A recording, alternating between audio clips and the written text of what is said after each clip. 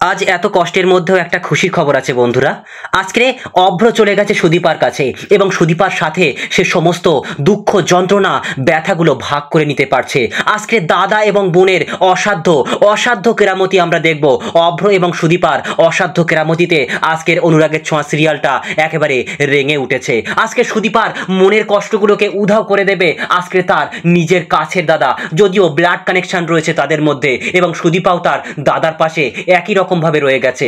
এই বিষয়গুলো যতটা ভালো লাগছে আজকে দেখতে তা কিন্তু আর বলার অপেক্ষা রাখে না। আজকে আরো একটা বিষয় দেখব, সেটা হচ্ছে আদিত্যের ভুলটা একেবারে ভেঙেছে। কাল আমি লিখেছিলাম না আদিত্যের ভুল ভাঙলো, আদিত্যের ভুলটা আজকে পুরোপুরি একেবারে ভেঙে গেছে। আজকে আদিত্য বুঝতে পেরেছে, তার মা তাকে বলেছে যে আদিত্য দেখ তোর ভুল হচ্ছে, তোরই ভুল হচ্ছে। সুদীপা কখনো ওই রকম মেয়ে হতে পারে না, সুদীপা কখনো তোকে ঠকাতে পারে না, তোর সঙ্গে প্রতারণা করতে পারে না। তখনই আদিত্যের একেবারে ভুলটা ভেঙে যায় এবং তার পরবর্তী মুহূর্তেই আমরা দেখতে পাচ্ছি তরুণবাবু কিন্তু ফোন করে আদিত্যকে জানিয়ে দেয় যে সে কিন্তু তার দাদার সাথে রয়েছে। তাহলে কি এমন ঘটলো, পুরো বিষয়টা কিন্তু আজকে একেবারে পুঙ্খানুপুঙ্খ বিশ্লেষণ করব। সো চলো তাহলে শুরু করি আজকের পর্বের একেবারে পুঙ্খানুপুঙ্খ বিশ্লেষণ। তো আজকের পর্বে আমরা দেখতে পাচ্ছি যে সেই পিজি হাউসে কিন্তু রয়েছে সুদীপা এবং সেখানে টিনা বারবার প্রশ্নবিদ্ধা করতে থাকে, সুদীপা তোমার তো সবকিছু রয়েছে, ওই বাড়িতে এতটা জায়গা আমরা বন্ধু বান্ধবী যখন ওই অভ্রর বাড়িতে যেতাম সবাইকে আলাদা আলাদা ঘর দেওয়ার পরও কিন্তু একটা দুটো মানে কি বলবো আরো প্রচুর ঘর খালি থাকতো, সেখানকার বাড়ির বউ কিনা পিজি হাউসে এসছে না, এর মধ্যে অনেক বড় রহস্য লুকিয়ে রয়েছে। তুমি আমাকে বলো সুদীপা কি হয়েছিল, তখন সুদীপা বলতে লাগে না আমি এসব কথার কোনো উত্তর দেবো না। তখন সেখানে সুদীপা বলতে লাগে হ্যাঁ আমার বাড়ির সবাই জানে, মিস্টার চৌধুরীও জানে। তখন আবারও কিন্তু ওই টিনা প্রশ্নবিদ্ধ করতে শুরু করলে সুদীপা বলতে লাগে না আমি এখন কিছু বলতে পারছি না, আমার না প্রচন্ড ঘুম পেয়েছে, আমি ঘুমিয়ে পড়ছি। এই বলে কিন্তু সুদীপা একবারে গিয়ে খাটে শুয়ে পড়ে, মানে সেই বেডে শুয়ে পড়ে। আর এদিকে টিনা মানে ফোনটা হাতে নিয়ে মনে মনে ভাবে আমি অভ্রকে একবার ফোনে জানিয়ে দেবো কি ব্যাপার। তারপরে টিনা ভাবতে লাগে না এখন জানাবো না, আরো কিছুটা সময় নেই, তারপরে দেখি কি হয়। এদিকে দেখতে পাচ্ছি সুদীপা নিজের মনের খাতায় মনের পাতায় কিন্তু সেই মানে আদিত্যের বলা প্রত্যেকটা মুহূর্ত প্রত্যেকটা সিকোয়েন্স মনে করছে এবং তার পরবর্তী মুহূর্তেই সুদীপা আবারও মনের খাতায় মনের পাতায় ভাসাচ্ছে কি করে বড় মা তাকে আগলে রেখেছে, কি করে বড় মা তাকে একেবারে নিজের করে আপন করে নিয়েছে, প্রত্যেকটা মানুষ কিভাবে সুদীপাকে ভালোবাসে। তাই সুদীপা মনে মনে ভাবতে লাগে না আপনারা কষ্ট পাবেন আমি জানি, বড় মা আপনারা খুবই কষ্ট পাবেন, কিন্তু না ওই বাড়িতে আমি আর ফিরে যাব না। এরপর সুদীপা আবারও মনের খাতায় ভাসাতে লাগে হ্যাঁ সত্যিই তো মানে আদিত্য তো এখনো তো আদিত্য যে কাজটা করলো সেটা তো আমার চোখের সামনে ঘটলো, আমার চোখের সামনে সবকিছু মানে এরকম হয়ে গেল, সেক্ষেত্রে আমি তো কখনোই অবিশ্বাস করতে পারবো না। এই বলে সুদীপা বলতে লাগে না আমি কখনো ফিরে যাব না, কোনোদিনও ফিরে যাব না, আর আমি যে এখানে রয়েছি আমি কাউকে জানতে দেব না। এমন সময় আমরা দেখতে পাচ্ছি অন্যদিকে কিন্তু আদিত্য বেরিয়ে গেছে সেই কার কাছে, ঋতব স্যারের কাছে, এবং সেখানে গিয়ে তার গলার কলারটা ধরে বলতে লাগে এই সুদীপা কোথায়। তখন সেখানে স্যার বলতে লাগে সুদীপা কোথায় মানে আপনি কি করে বুঝলেন যে এত রাত্রে সুদীপা আমার কাছে রয়েছে। তখন আদিত্য জোর গলায় বলতে লাগে আমার কাছে সিসিটিভি ফুটেজ রয়েছে, আপনার সাথেই কিন্তু সুদীপাকে শেষ দেখা গিয়েছিল, আপনার সঙ্গে কিন্তু মন্দিরের সামনে থেকে গাড়িতে উঠেছিল। তখন সেখানে আদিত্য মানে ঋতব স্যার বলতে লাগে ও আচ্ছা আপনি তাহলে সিসিটিভি ফুটেজ দেখে এসেছেন, তাহলে আমি আপনাকে একটা প্রশ্ন করি, আপনার স্ত্রী আপনার ওয়াইফ কেন মানে এত মাঝরাতে একটা রেস্টুরেন্টের সামনে দাঁড়িয়েছিল। তখন আদিত্যের মুখটা একেবারে হাঁ হয়ে যায়। তার পরবর্তী মুহূর্তে আবারও কিন্তু ঋতব স্যার বলতে লাগে আচ্ছা আপনি বলুন এত রাত্রে আপনার স্ত্রী একা একা কেন মন্দিরে গিয়েছিল। তখন আদিত্যের বলার আর কোনো ভাষা নেই, আদিত্য কি বলবে সে কিন্তু কিছুই বুঝতে পারছে না। তখন সেখানে আমরা দেখতে পাচ্ছি ঋতব স্যার বলতে লাগে যদি আপনি আমার ঘরটা তল্লাশি করতে চান, আমার ঘরটা দেখতে চান, তাহলে অবশ্যই আপনাকে অ্যারেস্ট ওয়ারেন্ট আনতে হবে, আর সেই অ্যারেস্ট ওয়ারেন্ট আনতে গিয়ে কিন্তু আপনাকে সেখানে জবাবদিহি করতে হবে যে বিখ্যাত আইপিএস অফিসার আদিত্য চৌধুরীর স্ত্রী রাত্রে নিখোঁজ কার সঙ্গে না তার প্রফেসরের সঙ্গে। এই বলে কিন্তু তাকে একেবারে রাগিয়ে দেয়। তখন সেখান থেকে ঋতব স্যার বলতে লাগে যান কোনো সমস্যা নেই, আপনার স্ত্রী সেফ জায়গাতে রয়েছে, সুদীপা সেফ জায়গাতে রয়েছে, আপনি এখান থেকে চলে যান। তখন আদিত্য আর কিছুই বলতে পারছে না, সে সেখান থেকে বেরিয়ে পড়ে। আর অন্যদিকে আমরা দেখতে পাচ্ছি যে বাড়ির কিন্তু মানে সেই গেস্ট হাউসের মানে পিজি হাউসের কিন্তু কলিং বেলটা বেজে ওঠে এবং সুদীপা দ্রুত ওঠে এবং দ্রুত ওঠার পরবর্তী মুহূর্তে দেখতে পাচ্ছি সেখানে আদিত্য চলে এসেছে। আদিত্য এসে বলতে লাগে সুদীপা আর তুমি যেটা দেখেছো সেটা ভুল, একেবারেই ভুল, আমি ওরকমটা নই, তুমি যেটা দেখেছো সেটা চোখের ভুল। এমন কথা শুনতে শুনতে কিন্তু সুদীপা হারিয়ে যাচ্ছে, সত্যি মিস্টার চৌধুরী এসেছেন।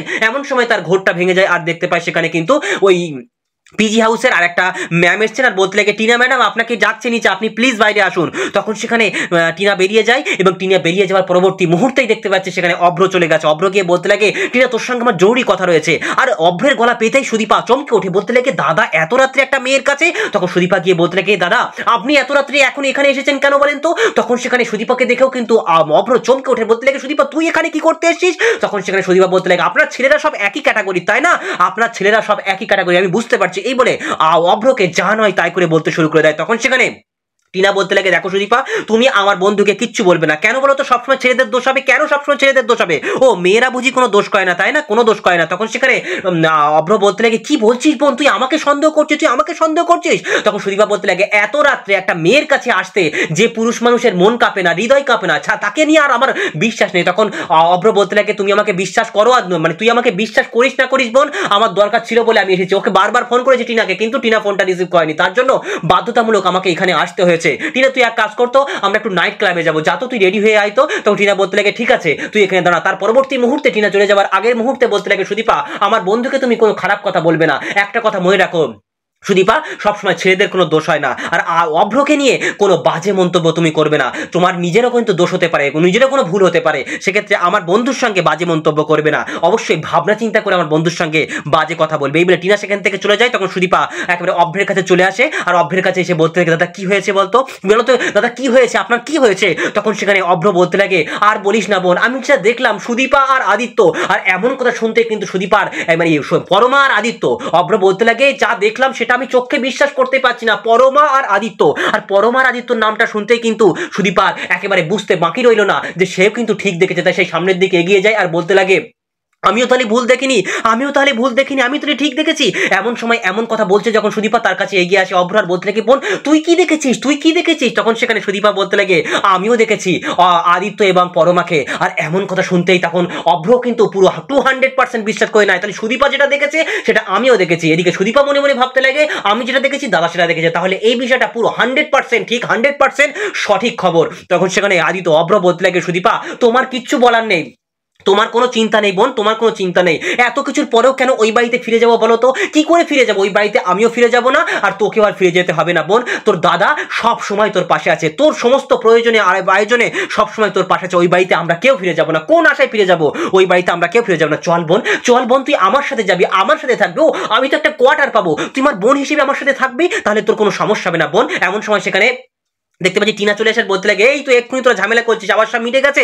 তখন সেখানে অভ্র বলতে লাগে দেখ সুদীপা বোন, বোনামা তুই আমার সাথে চল। ও আচ্ছা আচ্ছা ঠিক আছে, নাইট ক্লাবে তোকে যেতে হবে না, চল আমরা নয় রাস্তায় বেরাবো, প্রয়োজনে গাড়ির মধ্যে বসে থাকবো। তখন তারা কিন্তু সেখান থেকে বাইরে বেরিয়ে যাওয়ার উদ্দেশ্যে রওনা হয় এবং অভ্র তাকে বিভিন্ন রকম ভাবে কনভিন্স করে বাইরে নিয়ে আসে। আর অন্যদিকে আমরা দেখতে পাচ্ছি পরমার পায়ের কিন্তু কোনো রকমের ব্যথা কোনো মতেই কমছে না। আসলে পরমার পায়ের ব্যথা কেন, তার হৃদয়টা যে ভেঙে টুকরো টুকরো হয়ে গেছে সেই যন্ত্রণায় পরমা ছটপট করছে, কিছুক্ষণ আগে আদিত্য যেটা বুঝেছিল।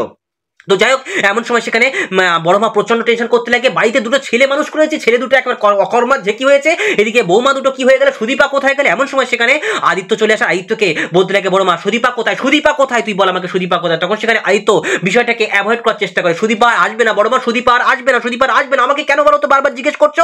তখন সেখানে এমন কথা শুনতেই কিন্তু আমরা দেখতে পাচ্ছি পরমা প্রচন্ড চিৎকার করে ওঠে সুদীপা কোথায়, সুদীপা কোথায়? তখন সেখানে আদিত্য আবারও চিৎকার করে ওঠে তোমার কার জানার দরকার কি বলতো, সুদীপাকে নিয়ে তুমি কি করবে, তুমি কি করবে? সুদীপা কোথায় থাক না থাক সে তোমারও তো চিন্তা হচ্ছে কেন, তোমার মাথা ভেঙে চাল পেটেছে কেন? তখন সেখানে বড়মা বলতে লাগে এই তোর বৌদির সঙ্গে তুই ঠিক করে কথা বল, তোর বৌদির সঙ্গে তুই ভেবে চিন্তে কথা বল, কি হয়েছে বলতো তোর? সুদীপার কথা জিজ্ঞেস করতেই পারে, তোর বৌদি, তোর সঙ্গে তুই ভালোভাবে কথা বল। তখন আদিত্য বলতে লাগে না না আসবে না, আসবে না। তখন সুদীপা মানে বড় মা একের অস্থির হয়ে যায়, ক্লান্ত হয়ে যায়। আর এদিকে দেখতে পাচ্ছি যে সুনন্দা বোঝাতে শুরু করে দেয় সুদীপা কোথায়, অভ্র সুদীপা কোথায়, কোথায় গেছে তুই আমাকে বল, সুদীপা কোথায় গেছে?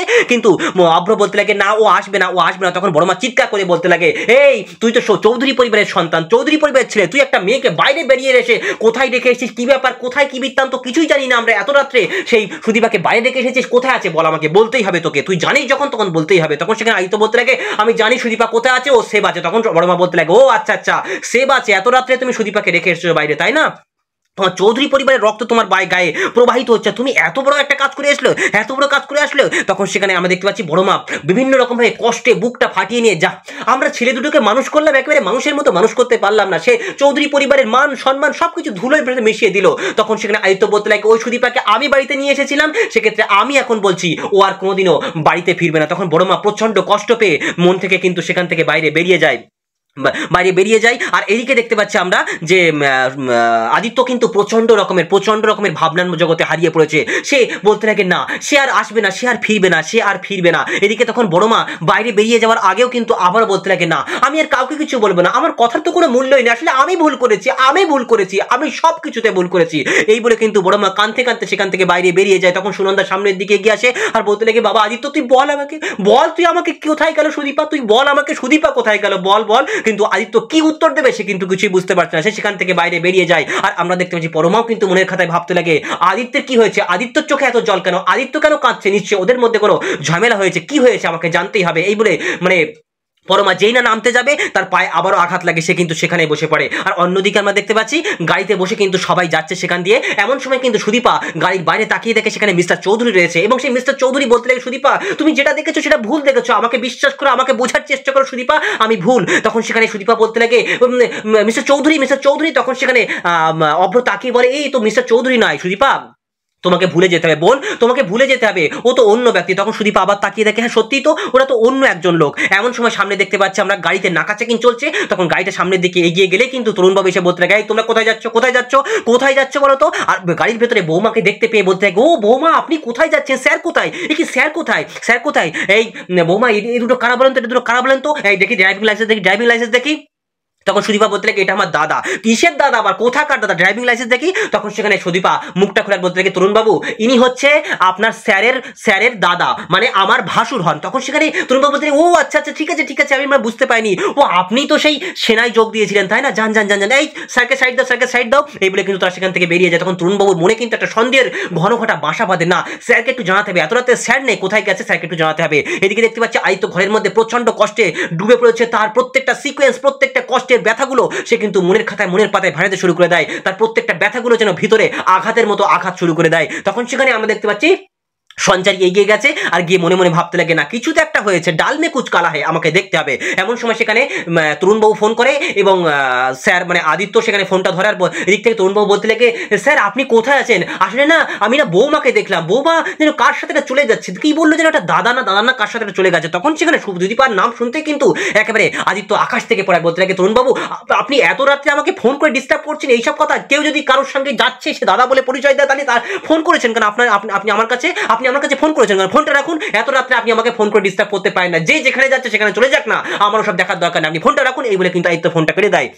আর এইরকম ফোনের যে সিচুয়েশন, সেই সিচুয়েশনটা দেখেই কিন্তু আমরা দেখতে পাচ্ছি সুনন্দা প্রচন্ড ভিতরে হাঁপাতে শুরু করে দেয়। এদিকে তরুণবাবু মনে ভাবতে লাগে, না স্যার মনে হয় কিছু একটা হয়েছে, স্যারের আর বৌমার মধ্যে নিশ্চয়ই আবার কোনো ঝামেলা হয়েছে, না আমাকে গাড়িটা ফলো করতে হবে। এই বলে কিন্তু তরুণবাবু গাড়িটা ফলো করতে শুরু করে দেয়। আর এদিকে তখন সুনন্দা সামনের দিকে এগিয়ে এসে বলতে লাগে, আদিত্য বাবা মার কি হয়েছে, তোর বাবা কি হয়েছে, তুই এত কষ্ট পাচ্ছিস কেন বাবা, কি হয়েছে তোর, কি হয়েছে। তখন সেখানে আমরা দেখতে পাচ্ছি যে আদিত্য একেবারে প্রচন্ড কষ্টে বুকটা ফেটে যাচ্ছে, সে তার মাকে বুকে জড়িয়ে ধরে বলতে লাগে, মা সুদীপা আমাকে ঠকিয়েছে, সুদীপা আমার সাথে প্রতারণা করেছে মা। এই বলে আদিত্য হাউ করে কাঁদতে শুরু করে দেয়। তখন সেখানে সুনন্দা বলতে লাগে, না আদিত্য না, তুই ভুল করছিস বাবা, তোর কোথাও ভুল হচ্ছে বাবা, আমার দিকে ফের বাবা, আমার দিকে ফের। আরে কোনোদিন সুদীপার মতো মেয়েরা কখনো ঠকায় না আদিত্য, তুই চিনতে পারলি না এতদিন পর্যন্ত, আদিত্য তুই চিনতে পারলি না সুদীপাকে, তুই চিনতে পারলি না আদিত্য, সুদীপা কোনোদিন তোর সঙ্গে ঠকানোর কাজ করবে না, তুই সুদীপাকে চিনতে পারলি না বাবা। তখন সেখানে আদিত্যের মুখটা একেবারে খুলে যায়, তার মাথার ভেতরে যে প্রচন্ড দগ্ধ যন্ত্রণা সেটা যেন চিরতরে মুছ হয়ে যায়। সে তখন ভাবতে শুরু করে দেয়, না সত্যিই তাই, তার মা বলছে। এদিকে সুনন্দা তখন বলতে লাগে, আমি তোর মা হয়ে বলছি রে বাবা, আমি তোর মা হয়ে বলছি, সুদীপার মতো মেয়েরা কখনো কাউকে ঠকায় না, তোকে তো সুদীপা প্রচন্ড ভালোবাসে রে বাবা।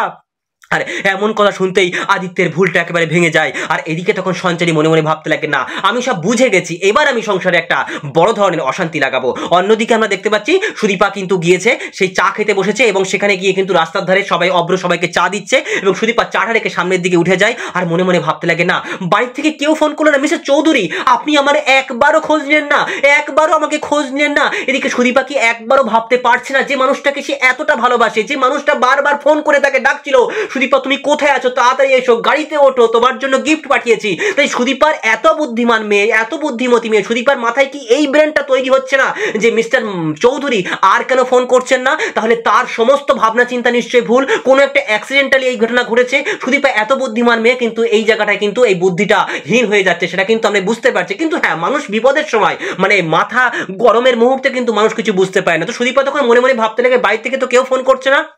তখন সেখানে অভ্র গিয়ে বলতে লাগে, কি হয়েছে বোন, তুই কি ভাবছিস? তখন সেখানে সুদীপা বলতে লাগে, দাদা বাড়ি থেকে তো কেউ খোঁজ নিও না। তখন অভ্র বলতে লাগে, ওদের প্রয়োজন ফুরিয়েছে, ওদের কোনো প্রয়োজন নেই, তাই জন্য ওরা ফোন করেনি। এদিকে তখন টিনা এগিয়ে আসার বলতে লাগে, তোরা সবসময় এইসবগুলো নিয়ে করবি, তোরা তোদের স্ত্রীকে, তোদের হাজবেন্ডকে এত বেশি ভালোবাসিস, তারপরেও তোরা এইসব রাস্তাঘাটে কি করে? আমার না ভালো লাগছে না, আমার একদম ভালো লাগছে না। তখন অভ্র বলতে লাগে, না আমারও ভালো লাগছে না। এদিকে টিনা এগিয়ে আসার বলতে লাগে, সুদীপা তুমি কি আদিত্যকে সত্যি ভালোবাসো? তখন সুদীপা বলতে লাগে, হ্যাঁ আমি সত্যিই ভালোবাসি। তখন টিনা বলতে লাগে, তাহলে তাহলে তুমি এত রাত্রে এখানে কি করতে এসছো, কি করছো এখানে, কি করতে এসেছো? তখন সেখানে সুদীপা ভাবতে লাগে, হ্যাঁ সত্যিই তো আমি মানুষটাকে এত ভালোবাসি, সেই মানুষটা কি করছে না করছে আমার তো আরেকটা বার দেখার দরকার ছিল। আর এভাবে শেষ হয়ে যায় আজকের পর্ব। আর অন্যদিকে দেখতে পাচ্ছি আমরা যে সেখানে কিন্তু আদিত্যের ভুলটা একেবারে ভেঙে গেছে। তাহলে এর পরবর্তী পর্বে অবশ্যই একটা মজাদার চমক আমরা দেখতে পাবো। সো চলো তাহলে আজকে এই পর্যন্ত থাক।